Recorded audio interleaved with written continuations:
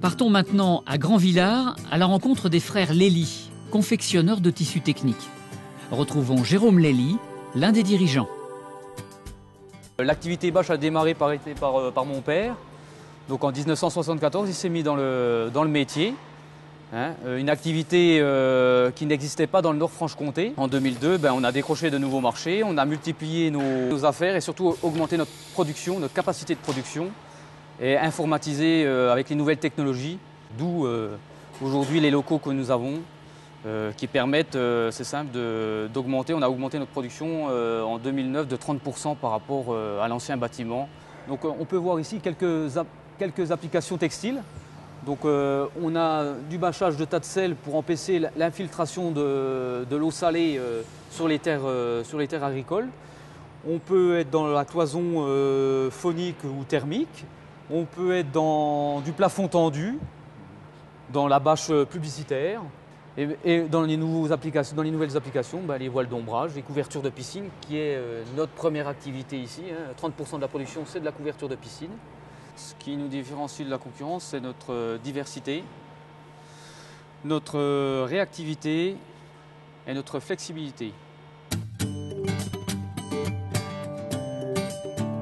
Notre principal atout également, il ne faut pas l'oublier, c'est bien entendu la compétence et la polyvalence de notre principal effectif qui permet de réaliser plusieurs applications et toutes variées.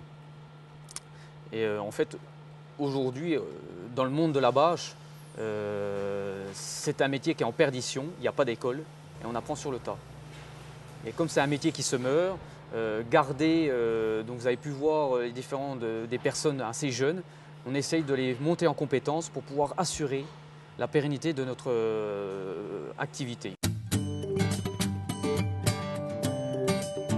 Enfin, la stratégie de l'entreprise aujourd'hui, c'est toujours d'être numéro 1 régionalement, ce qui est le cas, et deuxièmement, apporter des services supplémentaires et d'approcher 20 personnes, c'est un de nos souhaits. Ce Big Bag, lui, où on va retrouver toutes les matières que nous pouvons plus utiliser et qui vont repartir en Italie en retraitement. C'est-à-dire qu'aujourd'hui, avec ça, on fait la fibre part en pull et les billes de PVC part en tuyauterie. Donc aujourd'hui, on peut dire que notre production aujourd'hui en matière PVC est 100% recyclable.